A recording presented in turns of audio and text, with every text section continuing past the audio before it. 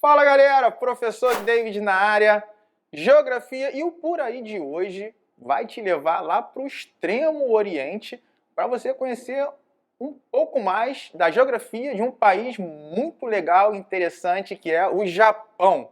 E aí, o que você sabe do Japão? Vamos conhecer um pouquinho mais? Vamos direto para o Japão. Vem! Estamos no Brasil, saindo do Brasil. Para qual direção vamos? Oeste, porque é a direção mais próxima, atravessando o Oceano Pacífico, chegou aí no Japão.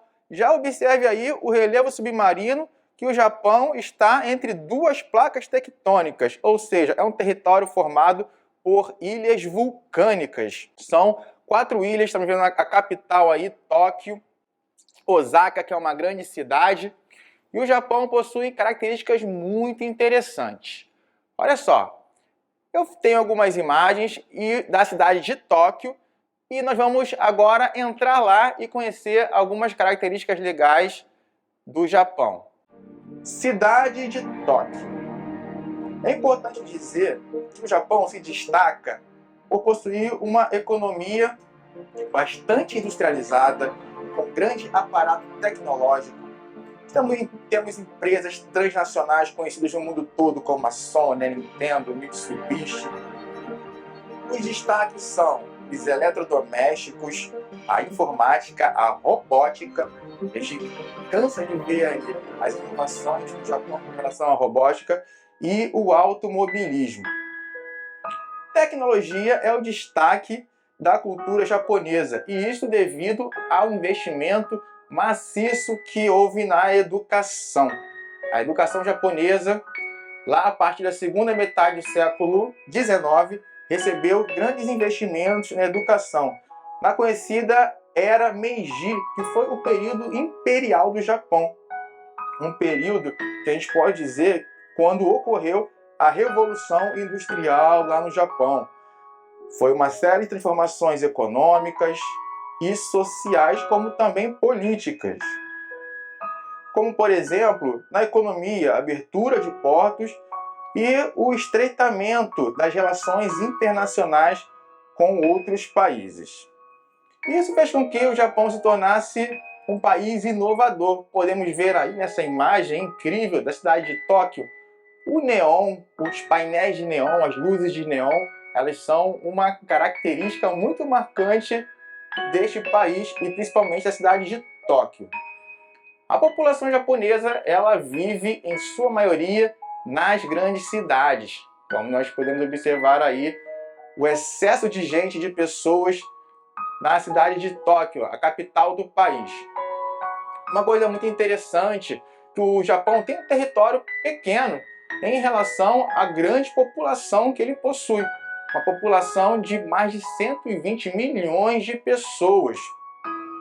E isso faz com que, por exemplo, na economia, o Japão tenha problemas com relação à agricultura.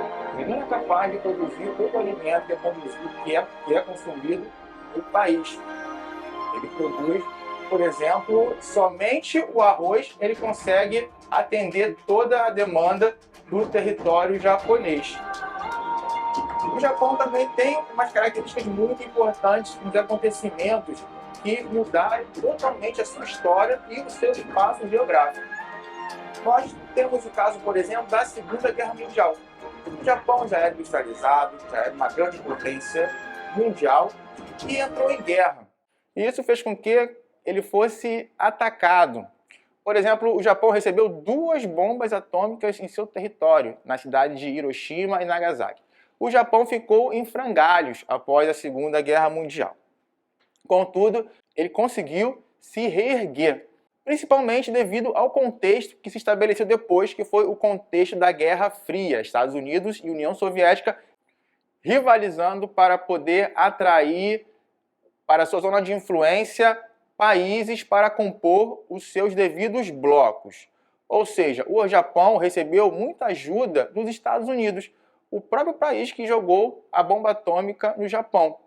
E com isso, ele recebeu muitos empréstimos e reverteu esse dinheiro em investimentos, principalmente na educação, que já era boa e ficou melhor ainda, na inovação, na produção de novas tecnologias. E o Japão realmente inovou, pois logo após esse momento, o Japão criou um novo modelo econômico que revolucionou a produção capitalista do mundo, que foi o toyotismo, substituindo o antigo Fordismo. No Fordismo, a produção era em larga escala, sem considerar a necessidade das pessoas, sem considerar a demanda.